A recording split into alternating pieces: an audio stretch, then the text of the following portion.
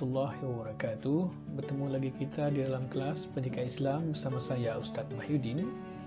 Pada kali ini kita akan membincangkan pelajaran 15 di bawah bidang fiqh KSM tingkatan 5 di bawah tajuk Jenayah dalam Islam.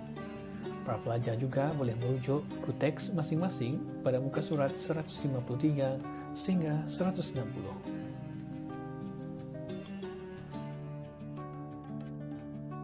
Pelajar sekalian, di dalam tajuk ini kita akan mempelajari maksud, hukum dan dalil jenayah dalam Islam,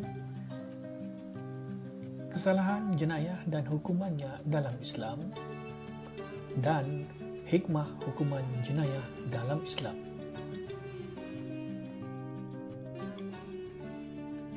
Pelajar sekalian, mari kita lihat apakah maksud jenayah. Jenayah ialah kesalahan-kesalahan yang dinyatakan hukumannya dalam Al-Quran, As-Sunnah dan sebahagiannya daripada mahkamah.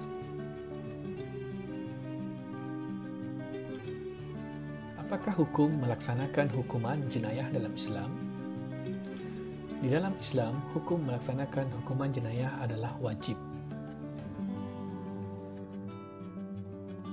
Kita lihat apakah dalil nakli tentang kewajiban melaksanakan hukuman terhadap jenayah.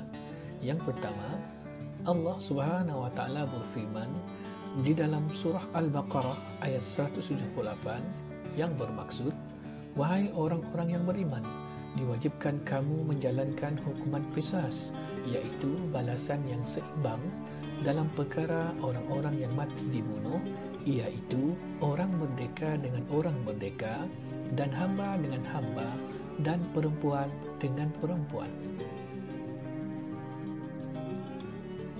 Mari kita lihat pula dalil yang nakli yang kedua.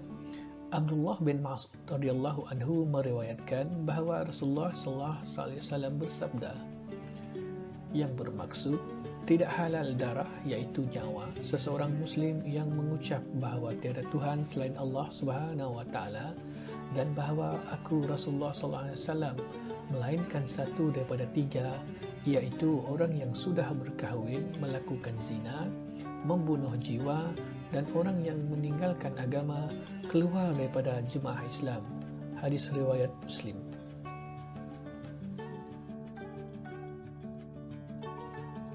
Apakah kesalahan jenayah dan hukumannya dalam Islam? Yang pertama adalah hukum hudud. Hukum hudud bermaksud hukuman kesiksaan yang telah ditetapkan jenis dan bentuknya dalam Al-Quran dan As-Sunnah. Melaksanakan hukum hudud adalah wajib. Jenis kesalahan di bawah hukuman jenayah hudud adalah seperti minum arak, mencuri, qazaf, zina dan merompak.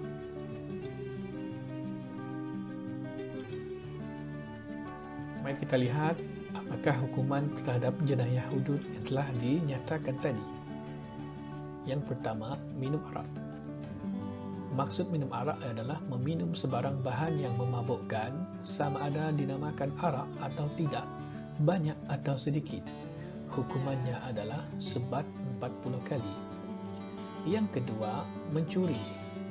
Mencuri bermaksud mengambil harta orang lain secara tersembunyi, iaitu tanpa kerelaannya dengan tujuan memilikinya. Hukuman yang dikenakan adalah yang pertama, potong tangan, dan yang kedua, memulangkan barang yang dicuri. Jenayah hudud yang ketiga adalah qazaf. Maksud qazaf adalah tuduhan zina atau penafian nasab terhadap orang yang baik akhlaknya.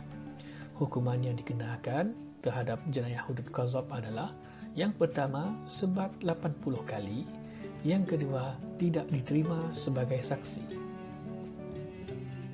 Seterusnya, zina. Zina bermaksud melakukan persetubuhan haram tanpa nikah yang sah antara lelaki dengan perempuan. Hukuman bagi penzina adalah seperti berikut. Bagi penzina bukan muhsan, iaitu belum berkahwin, akan dikenakan yang pertama, sebat 100 kali, dan yang kedua, buang daerah selama setahun. Bagi penzina muhsan, iaitu yang sudah berkahwin, akan dikenakan hukuman rejam dengan batu sampai mati. Seterusnya, jenayah hudud merompak yang bermaksud melakukan serangan dengan melakukan kekerasan untuk merampas harta, membunuh atau menakutkan orang awam secara terbuka. Spektrum ilmu. Untuk pengetahuan para pelajar sekalian, pelaksanaan hukuman hudud adalah di bawah pihak berkuasa dan tidak boleh dilaksanakan oleh orang awam. Mari kita lihat pula hukuman bagi perompak mengikut kategori. Yang pertama, berlaku rampasan harta dan berlaku pembunuhan, hukumannya adalah dibunuh kemudian dipalang. Yang kedua, tidak berlaku rampasan harta tetapi berlaku pembunuhan, dibunuh. Yang ketiga, berlaku rampasan harta tetapi tidak berlaku pembunuhan, hukumannya adalah dipotong tangan dan kaki secara bersilang. Yang keempat, tidak berlaku rampasan harta dan tidak berlaku pembunuhan, hukumannya adalah buang daerah.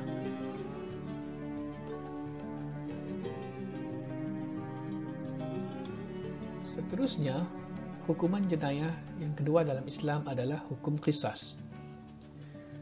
Hukum qisas bermaksud hukum keseksaan yang telah ditetapkan jenis dan bentuk hukumannya secara balasan yang sama seperti dalam Al-Quran dan As-Sunnah.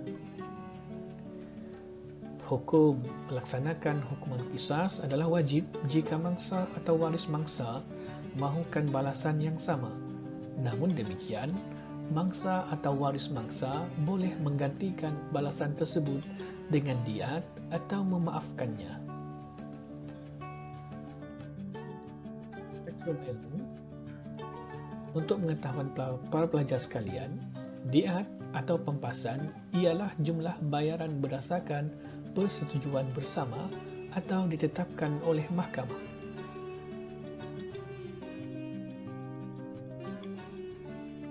Mari kita lihat pula apakah jenis kesalahan di bawah hukuman jenayah qisas.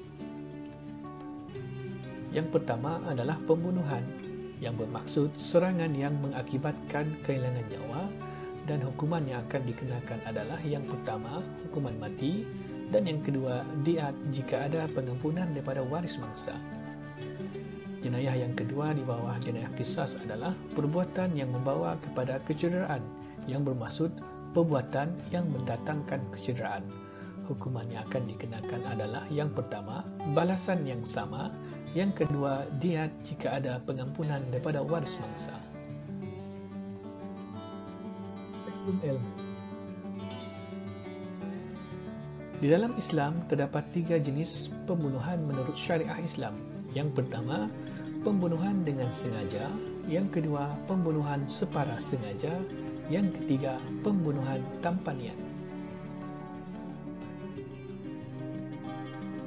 Seterusnya, hukuman jenayah yang ketiga dalam Islam adalah hukum ta'zir. Hukum ta'zir bermaksud hukuman keseksaan yang tidak ditetapkan jenis dan bentuk dalam Al-Quran dan As-Sunnah, sebaliknya diputuskan oleh mahkamah. Apakah hukum menjatuhkan hukum ta'zir?